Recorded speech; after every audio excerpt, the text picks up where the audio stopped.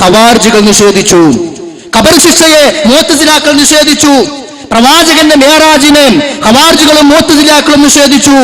പരലോകത്ത് നടക്കുന്ന സിറാത്തുമായി ബന്ധപ്പെട്ട വിഷയം, മീസാനുമായി ബന്ധപ്പെട്ട വിഷയം, അങ്ങനെ ഒരുപാട് കാര്യങ്ങളെ അവർ നിഷേധിച്ച് തള്ളുകയുണ്ടായി. പല കാരണങ്ങളുണ്ടായിരുന്നു. ഒരു കാരണം എന്താ? അത് ബുദ്ധിക്കും യുക്തിക്കും നിരക്കാത്ത കാര്യങ്ങളാണ്. അപ്പോ ഖവാരിജികൾക്ക് ഒരു പൊതു തത്വമുണ്ടായിരുന്നു. ഖവാരിജ്, മുഅ്തസില എന്നൊക്കെ പറഞ്ഞാൽ അഹ്ലുസ് സുന്നത്തി വൽ ജമാഅത്തിൽ നിന്ന് പുറത്ത് തെറിച്ചു പോയ ആളുകൾ. അവർക്കൊരു മാനദണ്ഡമുണ്ട്. അതെന്താ?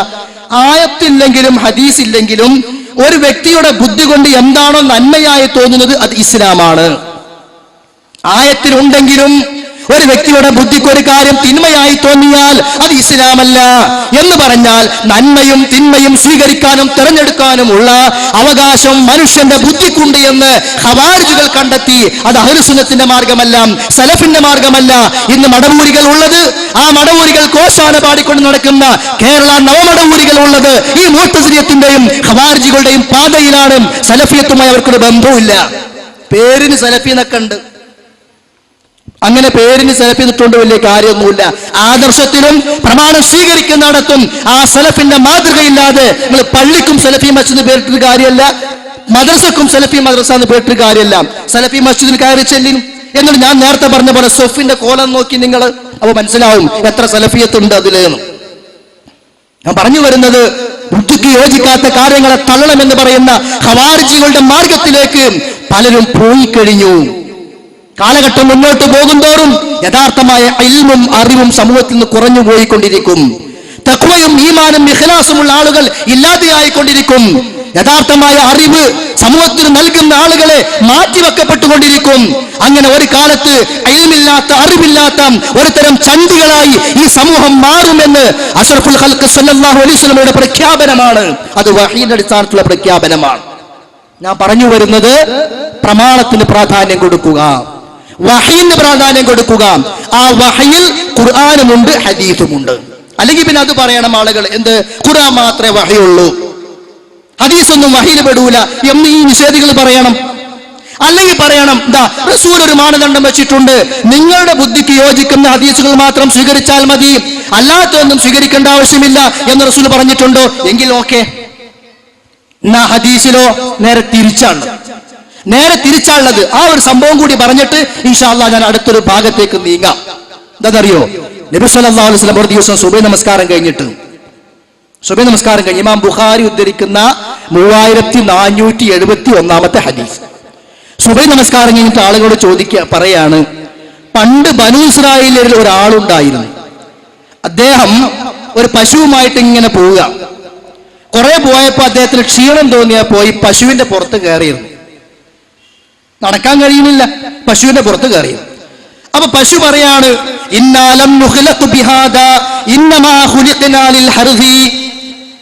ഞങ്ങൾ നിന്നെപ്പോലത്തെ ആളുകൾക്ക് യാത്ര ചെയ്യാനുള്ളതല്ല, ഞങ്ങൾ ഈ നിലം ഉഴുതാനും ഭൂമിക്കും കൃഷി ആവശ്യത്തിന് ഉണ്ടാക്കപ്പെട്ടതാ, അതുകൊണ്ട് താഴെ ഇറങ്ങണം. ആര്? പശു. ഇത് എപ്പോഴാണ് റസൂൽ സ്വല്ലല്ലാഹു അലൈഹി വസല്ലം പറയുന്നത്? സുബൈക്ക് നമസ്കാരം കഴിഞ്ഞ ഉടനെ സ്വഹാബികൾക്ക് ക്ലാസ് എടുത്തു കൊടുക്കുകയാണ്. എന്ന് ആലോചിക്കുക.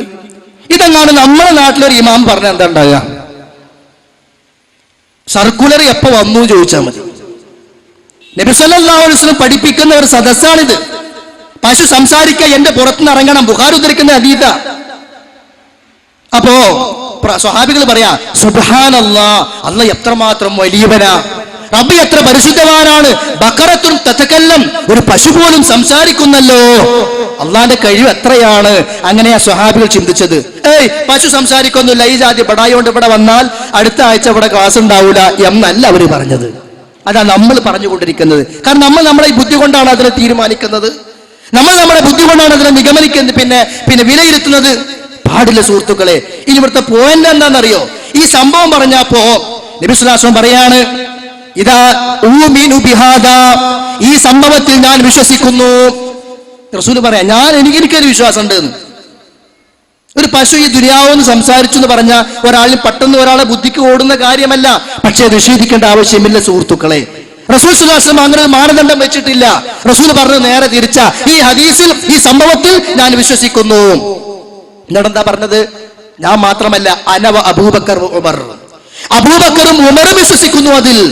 ആ സദസ്സിൽ അബൂബക്കറും ഉമറും ഇല്ല. എന്നിട്ട് പോലും അത് പറയാനുള്ള കാരണം എന്താ? ഞാൻ എന്ത് പറഞ്ഞാലും അത് വിശ്വസിക്കുന്നവരാണ് അബൂബക്കറും ഉമറും എന്ന് നബി സല്ലല്ലാഹു അലൈഹി വസല്ലം കൃത്യമായിട്ട് അറിയാം. ഇബ്നു ഹിബ്ബാനിന്റെ റിപ്പോർട്ടിൽ ഇത്ര കൂടിയുണ്ട്.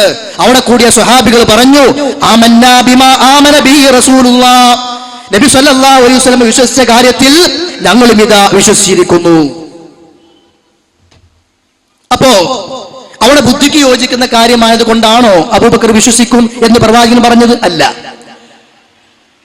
ബുദ്ധിക്ക് യോജിച്ച കാര്യമായത് കൊണ്ടാണ്, അതുകൊണ്ട് മാത്രമാണോ സ്വഹാബികൾ ഞങ്ങളും വിശ്വസിച്ചു എന്ന് പറഞ്ഞത്? അല്ല. പിന്നെന്താ? ഞങ്ങളുടെ പ്രവാചകനാണ് ആ പറയുന്നത്, അത് വഹീന്റെ അടിസ്ഥാനത്തിലാണ് എന്ന് കൃത്യമായ ബോധം അവർക്കുണ്ടായിരുന്നു. അതുകൊണ്ട് സഹോദരന്മാരെ, നമ്മളും ചെയ്യേണ്ട എന്താന്ന് വെച്ചാൽ, ഒരു വിഷയം കിട്ടിയാൽ അത് എന്ത് ഏത് എന്നതിനപ്പുറം അത് നബി സല്ലല്ലാഹു അലൈഹി വസല്ലം പറഞ്ഞതാണോ പറഞ്ഞതല്ലേ എന്ന് മാത്രം നമ്മൾ പരിശോധിക്കാം. എന്നാൽ ഞാൻ ഈ പറഞ്ഞ നിയമങ്ങളിൽ നിന്നും തത്വങ്ങളിൽ നിന്നും എല്ലാം മാറി 2002 ഉടലെടുത്ത, അതിനു മുമ്പ് തന്നെ കുറച്ചൊക്കെ ഫിത്നകളും ഫസാദുകളുമായി കേരള നദ്വത്തുൽ മുജാഹിദീനകത്ത് പണിയെടുത്തു തുടങ്ങിയ മടവൂർ വിഭാഗം സഹോദരന്മാർ ചില വിഷയങ്ങളിലൊക്കെ ഒന്ന് മാറി ചിന്തിക്കാൻ തുടങ്ങിയവർ. അങ്ങനെ ചിന്തിച്ച് അവർ 2002 അവരുടെ അടിത്തറ തറക്കലൊക്കെ പണിയെടുത്തിട്ടിരുന്നു. യോഗങ്ങളും മീറ്റിങ്ങുകളും കാര്യങ്ങളും ഐക്യപ്പെടാനും ഒന്നിക്കാനൊക്കെ ഉണ്ടെങ്കിലും 2001 തന്നെ ISM വേറെ കളർ രജിസ്ട്രേഷൻ നടത്തിയിരുന്നു. അങ്ങനെ 2002 പിരിഞ്ഞു. 2012 വരെ അവർ പ്രവർത്തിച്ചു. അവർ പ്രവർത്തിച്ചതിന്റെ ആ പ്രവർത്തനത്തിന്റെ ആകത്തുക എന്ത് എന്ന് ചോദിച്ചാൽ, ആ പ്രവർത്തനത്തിന്റെ ആകത്തുകയാണ് ഈ സാധനം. എന്താണെന്നറിയോ? ചേകനൂർ അകവും പുറവും. ചേകനൂർ അകവും പുറവും ഇത് ഒരു ദാരിദ്ര്യം എന്നറിയോ? മുജീബുർ റഹ്മാൻ കിനാനൂർ മടവൂർ വിഭാഗത്തിന്റെ ശബാബ് കൈകാര്യം ചെയ്തുകൊണ്ടിരിക്കുന്ന അവരുടെ കാര്യപ്പെട്ട നേതാവ് മുജീബുർ റഹ്മാൻ കിനാനൂരും ഒരുപാട് ആളുകളുടെ ലേഖനങ്ങൾ സമാഹരിച്ച് ഒരു പുസ്തകം തയ്യാറാക്കിയതാ. ചേകനൂർ അകവും പുറവും. കെ മൗലിയെ പറ്റിയിട്ടല്ല, ഉമർ മൗലിയെ പറ്റിയിട്ടല്ല, KP മുഹമ്മദ് മൗലിയെ പറ്റിയിട്ടല്ല, KM മൗലിയെ പറ്റിയിട്ടല്ല. മടവൂരികൾക്ക് 10 കൊല്ലമായി ബുക്കിറക്കാൻ കിട്ടിയത് ചേകനൂരിനെ പറ്റിയാണ്. പറയും നിങ്ങൾ ഇവരെങ്ങോട്ടാ പോയത്? ശരി, ഇനി ഇതിലുള്ള 1-2 ഉദ്ധരണികൾ ഞാൻ നിങ്ങളെ വായിച്ച് കേൾപ്പിക്കാം. ആ ഹദീസ് നിഷേധിയായ ചേകനൂരിനോട് ഇവർക്ക് എത്രമാത്രം സ്നേഹമാണുള്ളത്, എത്രമാത്രം താല്പര്യമാണ് ഉള്ളത് എന്നും അതിലൂടെ ഈ മടവൂരി സഹോദരന്മാരുടെ പൂതിയും ആഗ്രഹവും എന്താണ് എന്നും ഇനി നിങ്ങൾക്ക് മനസ്സിലാക്കാൻ കഴിയും അതിലൂടെ. കേട്ടോളൂ, ഇവര് പറയാ, കേരള മുസ്ലിം നവോത്ഥാനവുമായി ബന്ധപ്പെട്ട ഈ ലഘു ആമുഖം ചേകനൂർ മൗലവിയെ ഒരു പരിഷ്കർത്താവ് എന്ന നിലയിൽ പഠിക്കാൻ ശ്രമിക്കുമ്പോൾ അനിവാര്യമാണ്. അപ്പൊ ചേകനൂർ മൗലവി മടവൂരികളെ സംബന്ധിച്ചിടത്തോളം പരിഷ്കർത്താവാണ്. നമ്മൾ ആരെ പരിഷ്കർത്താവ് എന്ന് പറയല്? ആരെന്നെ പറയണത്? ഷെയ്ഖുൽ ഇസ്ലാം ഇബ്നു തൈമിയ്യ റഹ്മത്തുള്ളാഹി അലൈഹി പരിഷ്കർത്താവായിരുന്നു. പിന്നെയോ അതിനുശേഷം വന്ന ഷെയ്ഖ് മുഹമ്മദ് ബിൻ അബ്ദുൽ വഹാബ് പരിഷ്കർത്താവായിരുന്നു. കേരളത്തിലെ മുജദ്ദിദുകൾ എന്ന് വേണമെങ്കിൽ നമുക്ക് പറയാം. KM മൗലവി, വക്കം മൗലവി, സയ്യിദ് സനാഉല്ല അമ്രസ്തരി, ഇന്ത്യ അടിസ്ഥാനത്തിൽ പ്രവർത്തിച്ച മഹാരഥന്മാരായ പണ്ഡിതന്മാർ. മടവൂരികൾ ബുക്കിറക്കിയപ്പോ ആരാ പരിഷ്കർത്താക്കൾ? ആരാ? ചേകനൂര്. ഇപ്പൊ മനസ്സിലായില്ലേ സ്നേഹം ആരോടാണ്?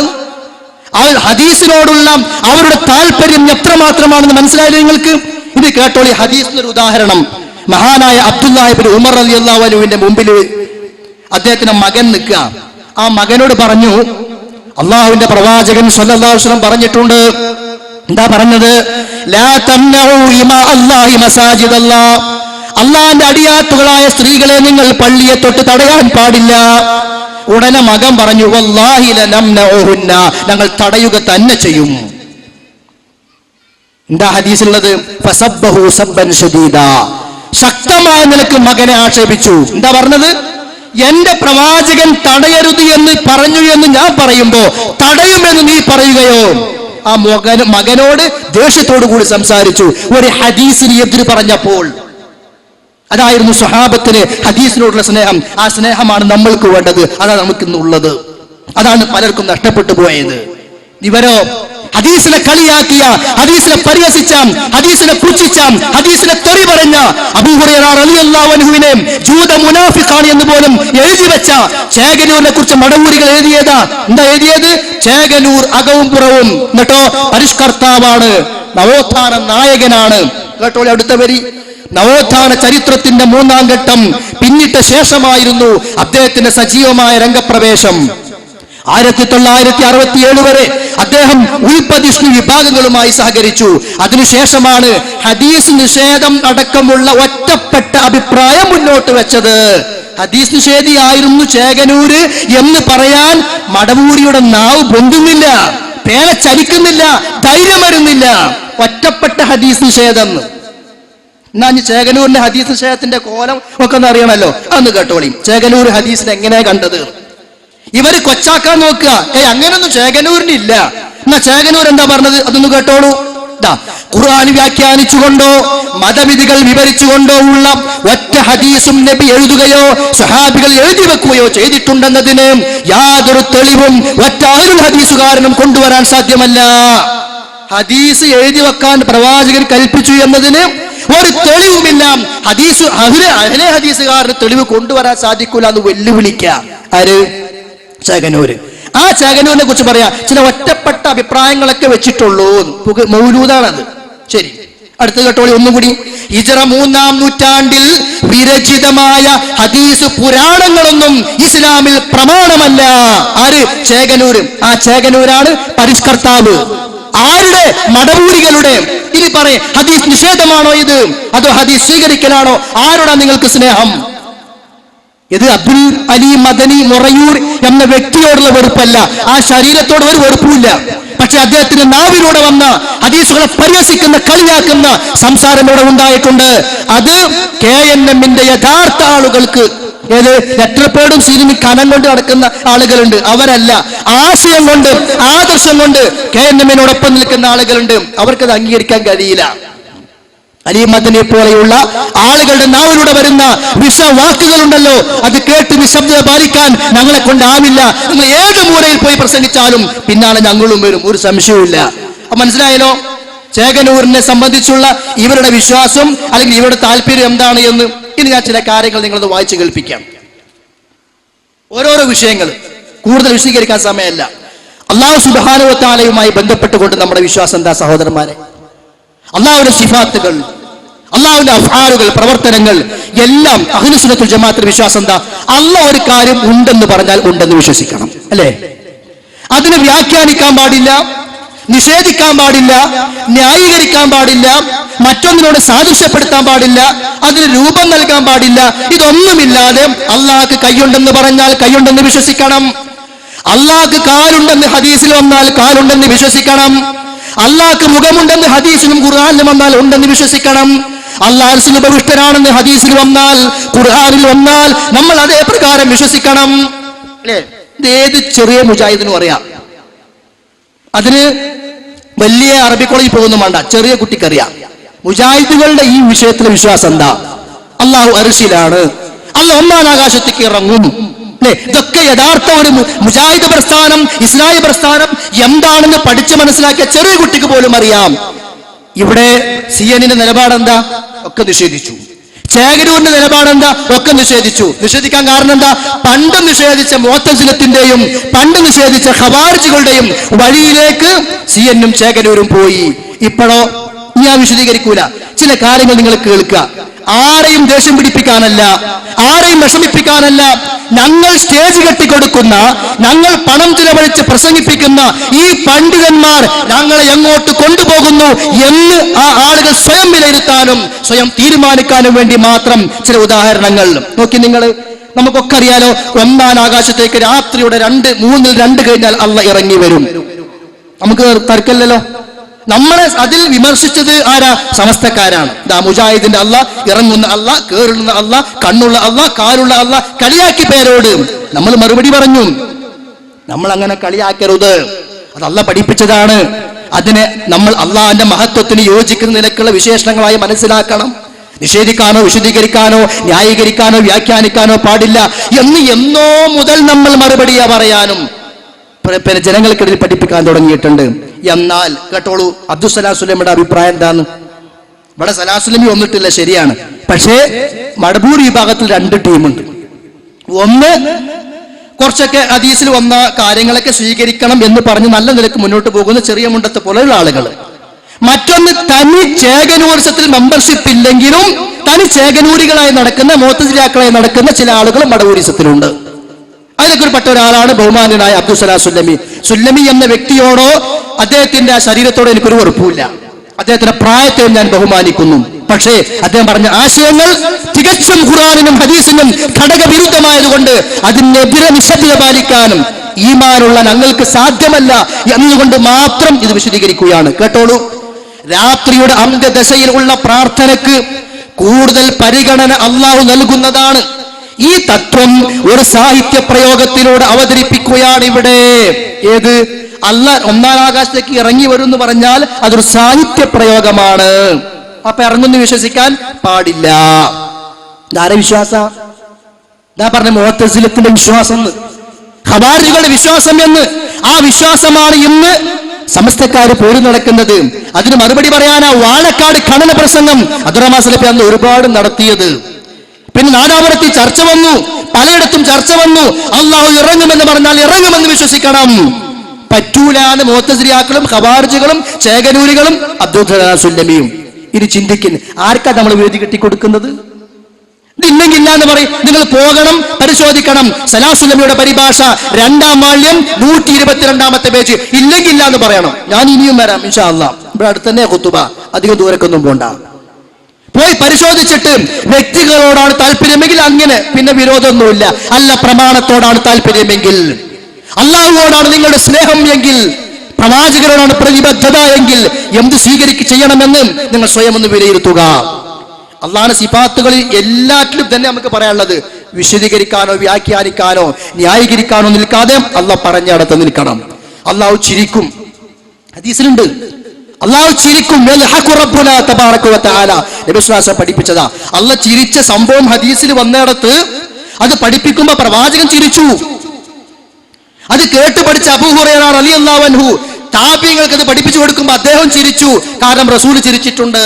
ഇത് പഠിപ്പിച്ചു കൊടുക്കുമ്പോ റസൂൽ പറയുമ്പോഴോ അള്ളാഹ് ചിരിച്ച പറഞ്ഞപ്പോ റസൂലും ചിരിച്ചു. അള്ളാഹ് ഇവിടെ ചിരിച്ചു എന്ന് പറഞ്ഞിട്ട് അപ്പൊ അള്ളാഹ് ചിരിക്കും. എങ്ങനെ ചിരിക്കുക അറിയില്ല, ചിരിക്കും. ആ ചിരി എങ്ങനെ? ആ സന്തോഷിക്കും, നമുക്കത് അറിയില്ല. അള്ളാഹു ചിരിക്കുമെന്ന് പറഞ്ഞാൽ ചിരിക്കും. നിഷേധിക്കാൻ പാടില്ല, വിശദീകരിക്കാൻ പാടില്ല, സാദൃശ്യപ്പെടുത്താൻ പാടില്ല. എന്നാൽ മുഅ്തസിലികൾ പറഞ്ഞ എന്താ? അള്ളാഹ് ചിരിക്കുമെന്ന് പറഞ്ഞാൽ അതിന്റെ അർത്ഥം അള്ളാഹ് തൃപ്തിപ്പെടുന്നേ ഉള്ളൂ, ചിരിക്കുന്നില്ല. മുഅ്തസിലികൾ ഈ സലാസുലൈം പറഞ്ഞ കേട്ടോളിയും, ചിരിക്കുക എന്നത് കൊണ്ട് വിവക്ഷ അള്ളാഹുവിന്റെ സന്തോഷവും സംതൃപ്തിയുമാണ്. ചിരിക്കുമെന്ന് പറയാൻ പറ്റൂല എന്നർത്ഥം. എവിടേക്കാണ് ഈ പോക്ക്? എവിടേക്കാണ് ഈ പോകുന്നത്? പണ്ഡിതന്മാർ എവിടേക്കാണ് ഈ കൊണ്ടുപോകുന്നത്? ശരി, അടുത്തത് അള്ളാഹു കൈ നീട്ടും. ഹദീസിലുണ്ട്. എന്തിനാ? ലിയതൂബ മുസിഅൻ നഹാർ, പകലിൽ തെറ്റു ചെയ്തവന്റെ പശ്ചാത്താപം സ്വീകരിക്കാൻ, പാപങ്ങൾ പുറത്തു കൊടുക്കാനും അള്ളാഹു തആല രാത്രി കൈ നീട്ടുന്ന. എങ്ങനെ കൈ? നമുക്കറിയില്ല. എങ്ങനെ കൈ നീട്ടുക? നമുക്കറിയില്ല. നീട്ടുമെന്ന് അള്ളാഹുവിന്റെ പ്രവാചകൻ പഠിപ്പിക്കുന്നു. സലാസുലൈം പറഞ്ഞു കേട്ടോളിയും, ഇത് ഒരു സാഹിത്യ പ്രയോഗമാണ്. മനസ്സിലായോ? വിഷയം ശ്രദ്ധിക്കുക. ഒരാളെ കുറിച്ച് ആരോപിച്ച് എന്തെങ്കിലും പറഞ്ഞു പോയി നാട്ടുകാർക്ക് തോന്നരുത്. ഉള്ളതാ പറയുന്നത്. അവരുടെ കിതാബുകളിൽ നിന്നാ വായിക്കുന്നത്.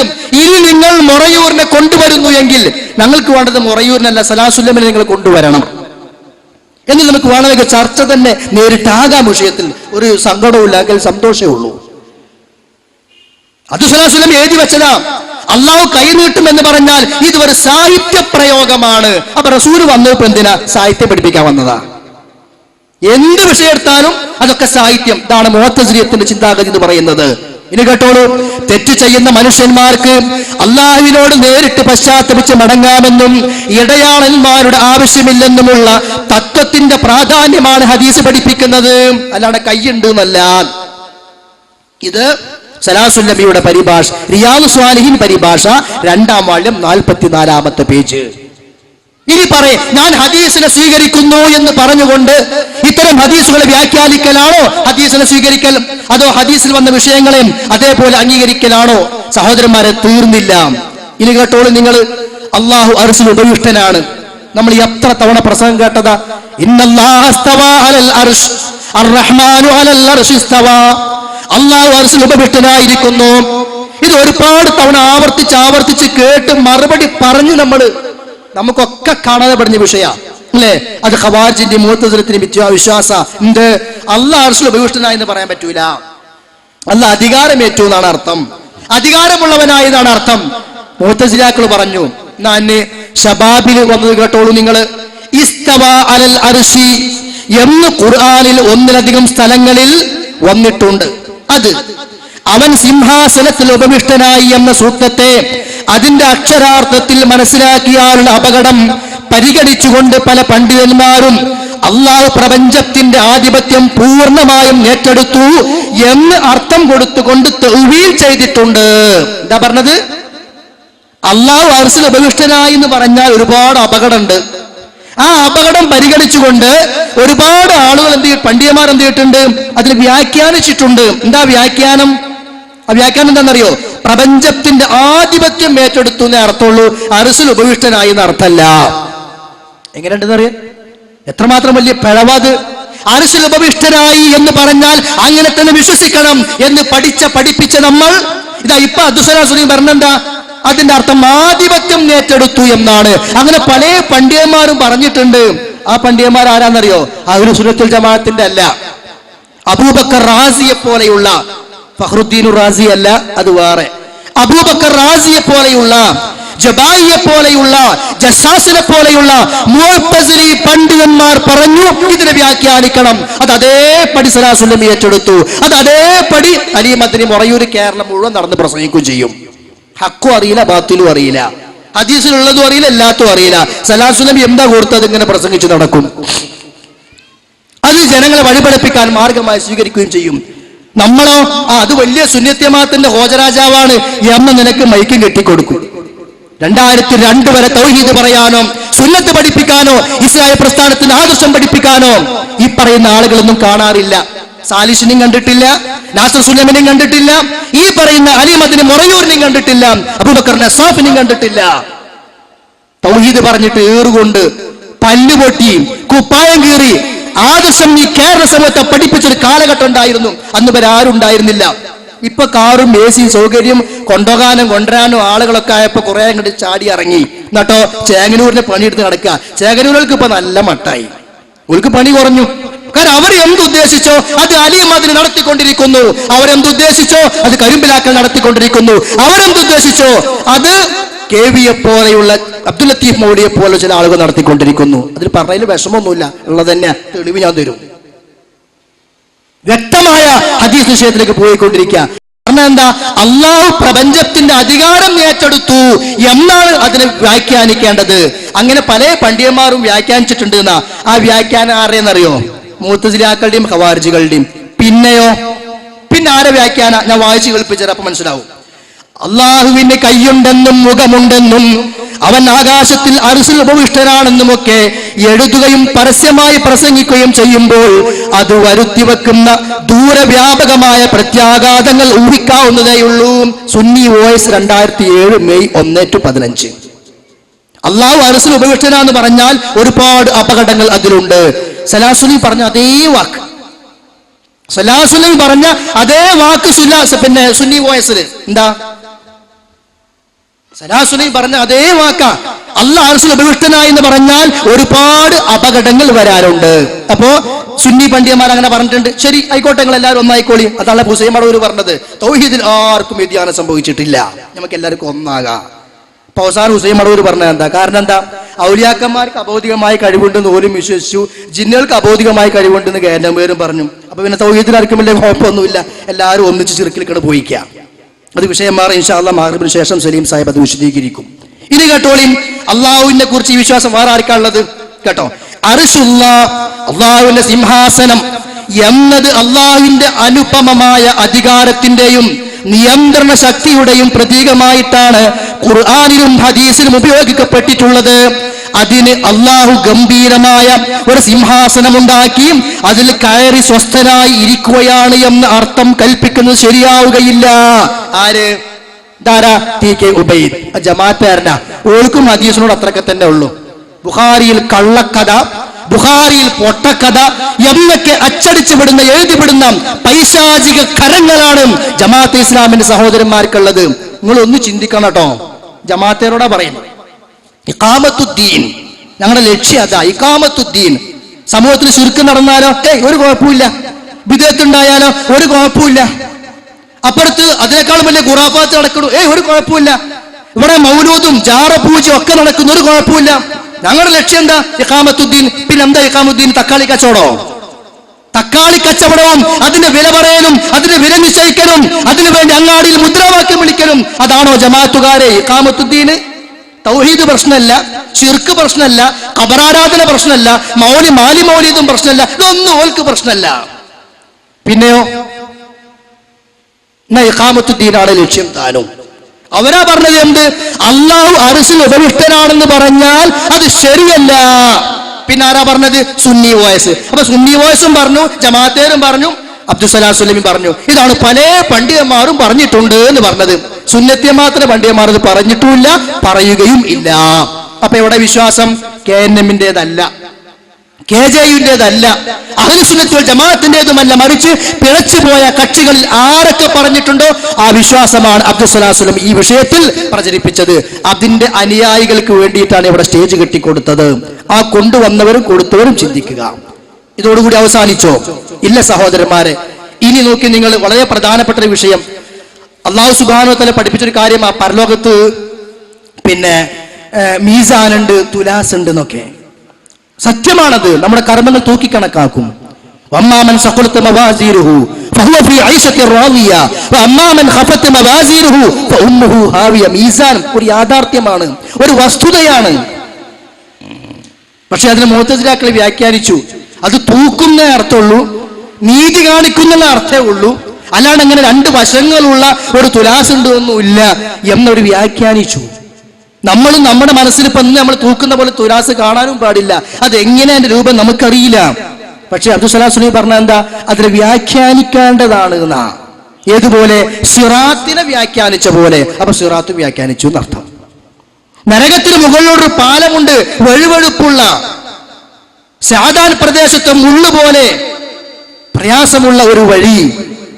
കൊളുത്തുകളും മറ്റുമുണ്ട്, വലിച്ച് നരകത്തിലേക്ക് പിടിച്ചു വലിക്കുന്ന കൊളുത്തുകളും കൊക്കുകളുമുള്ള ഒരു വഴി, ഒരു സിറാത്ത്. ജിസ്റുൻ ഫൗഖ ജഹന്നം. മുഅ്തസിലാക്കൾ നിഷേധിച്ചു, ഖവാരിജികൾ നിഷേധിച്ചു, സിയൻ നിഷേധിച്ചു, ചേകനൂർ നിഷേധിച്ചു, സലാസുലമി നിഷേധിച്ചു. അതൊരു വഴി എന്നേ അർത്ഥമുള്ളൂ. ഈ പറഞ്ഞൊന്നും ശരിയല്ല, ഈ പറഞ്ഞൊന്നും ശരിയല്ല. എന്തിനേറെ നമ്മളൊക്കെ അംഗീകരിക്കുന്ന പ്രധാനപ്പെട്ട ഒരു കാര്യമാണ് ഖബർ ശിക്ഷ, അല്ലേ? ഖബർ നമുക്ക് ആർക്കെങ്കിലും എതിർപ്പുണ്ടോ? മടവൂർ വിഭാഗത്തിലെ സഹോദരന്മാരോട് സ്നേഹത്തോടെ ചോദിക്കട്ടെ, നമുക്ക് ആർക്കെങ്കിലും എതിർപ്പുണ്ടോ ഖബർ ശിക്ഷയുമായി ബന്ധപ്പെട്ടുകൊണ്ട്? ഇല്ലല്ലോ. اللهم إني أعوذ بك من عذاب القبر ومن عذاب النار ومن فتنة المحيا والممات ومن فتنة المسيح الدجال പ്രാർത്ഥിച്ചുകൊണ്ടിരിക്കുന്നില്ലേ നമ്മൾ? ഈ ഖബർ ശിക്ഷയില് ഈ വിഭാഗം ആളുകളെ വിശ്വാസം എന്താ നിങ്ങൾക്കറിയോ? അലി മദനിയെ കൊണ്ടുവന്ന് ഹദീസുകളെ പരിഹസിപ്പിച്ച് ഹദീസുകൾക്കെതിരെ കുതിര കയറി, ഹദീസിലെന്നല്ല ഖുർആനിൽ പോലും പരാമർശമുള്ള വിഷയങ്ങളെ ചിന്തിക്കാതെ ആലോചിക്കാതെ ഹദീസിൽ കണ്ടു എന്നുള്ള ഒറ്റ കാരണം കൊണ്ട് നിഷേധിച്ച് തള്ളിയ ആ ഒരു മനുഷ്യനെ കൊണ്ടുവന്നിട്ട് സ്റ്റേജ് കെട്ടിക്കൊടുക്കേണ്ട അവസ്ഥകൾക്ക് ഉണ്ടായല്ലോ. ഞാൻ അതാ പറഞ്ഞത്, മരണം ഒരു സത്യമാണ്. പരലോകത്തേക്ക് വേണ്ടി ഞങ്ങൾ കാര്യങ്ങൾ ചിന്തിക്കും. എന്റെ ശബ്ദം കേൾക്കുന്ന എല്ലാ ആളുകളോടും പറയാറുള്ളത്, വിവാദങ്ങൾക്കപ്പുറം, തർക്കങ്ങൾക്കപ്പുറം, ഈ രൂപത്തിലുള്ള അനാവശ്യമായ ചർച്ചകൾക്കപ്പുറം ഞാൻ സത്യം മനസ്സിലാക്കട്ടെ, പ്രമാണത്തിൽ എന്തുണ്ട് എന്ന് ഉൾക്കൊള്ളട്ടെ എന്നൊരു ചിന്തയോടുകൂടി നിങ്ങൾ പ്രമാണങ്ങളെ സമീപിക്കും. കാരണം എനിക്ക് മരിക്കണം, പരലോകമുണ്ട്, വിചാരണയുണ്ട്. ആ നിലയ്ക്ക് എല്ലാവരും വിഷയങ്ങളെ കാണി വളരെ നിസ്സാരമാണ് വിഷയം. ഇതാ സമയം വഹിക്കാൻ ഞാൻ വേഗം പറഞ്ഞ് അവസാനിപ്പിക്കാം. ഖബറിലെ ശിക്ഷ എന്താ? സിയൻ പറഞ്ഞത് ആദ്യം കേട്ടോളൂ. ഖബറിലെ ശിക്ഷ ഖുർആന്റെ പ്രഖ്യാപിത സിദ്ധാന്തങ്ങൾക്ക് വിരുദ്ധമാണ്. ആര് പറഞ്ഞതാ? സിയൻ അഹമ്മദ് മൗലവി. ഖുർആന്റെ പ്രഖ്യാപിത സിദ്ധാന്തങ്ങൾക്ക് വിരുദ്ധമാണ്. ഇത് ചേകനൂർ പറഞ്ഞത് കേട്ടോളി. ഖബർ ശിക്ഷയെ കുറിച്ച് ഖുർആൻ ഒന്നും പറയാത്തതിനാൽ അത് തള്ളണം. ഇങ്ങനെയുണ്ട്. ഇവിടെ അലി മദനി മറയൂരിനെ കൊണ്ടുവന്ന ആളുകൾക്ക് അത് അംഗീകരിക്കാൻ കഴിയോ? ഇല്ലെങ്കിൽ നിങ്ങൾ ചിന്തിക്കും, എന്തിന് നമ്മൾ ഈ പണിക്ക് പോകുന്നു? അള്ളാഹുവിന്റെ റസൂൽ പഠിപ്പിച്ച ഒരു ഹദീസ് തള്ളിയാൽ അതിന്റെ ഹുക്കം നിങ്ങൾക്ക് അറിയോ? കുഫ്റാണ്, കുഫ്റാണ്. കാരണം വഹീനെ നിഷേധിക്കുന്നത്. ഞാൻ പറഞ്ഞല്ലോ, ഹദീസും ആയത്തും രണ്ടും വഹിയാണ്. അല്ല പറഞ്ഞവർ വിഷയത്തെ നിഷേധിക്കുക ഖബറിൽ ശിക്ഷ അല്ലാന്ന്. അത് ഖുർആന് എതിരാണ്. ആര്? ചേകനൂർ മുഹമ്മദ് മൗലവി, ഖുർആൻ ദർശനം മാസിക 2004. ഇനി സലാസുലൈമി പറഞ്ഞു കേട്ടോളി. ഇപ്പൊ രണ്ടും പറഞ്ഞു മനസ്സിലായല്ലോ. സലാസുലൈമി പറഞ്ഞു കേട്ടോളി. നിങ്ങൾ പരിശുദ്ധ ഖുർആനിന്റെ മൗലിക തത്വത്തിന്റെ അടിസ്ഥാനത്തിലും, ഒന്ന് ഖുർആന്റെ തത്വത്തിൽ, പിന്നെ പ്രാഥമിക ബുദ്ധിയുടെ അടിസ്ഥാനത്തിലും ഈ ഹദീസിനെ പണ്ഡിതന്മാർ വിമർശനത്തിന് വിധേയമാക്കിയേക്കാം. ആക്കിയെന്നല്ല, അത് ഊപ്പർ കളിയാ. ഇവർ അങ്ങനെ പറയാം, പണ്ഡിതന്മാരാക്കാൻ സാധ്യതയുണ്ടെന്ന് പറയപ്പെട്ടേക്കാം എന്നൊക്കെ വളച്ചു പിടിച്ചിട്ടാ കൊണ്ടുവരാ. കാരണം ഏത് പണ്ഡിതനാ പറഞ്ഞു വെച്ചാൽ കൊണ്ടുവരാണ്ടാവൂല. അപ്പൊ ഇമാം ജസ്സാസ് എന്നൊക്കെ പറയും. ഇമാം ജസ്സാസ് തനി മുഅ്തസിലിയാ.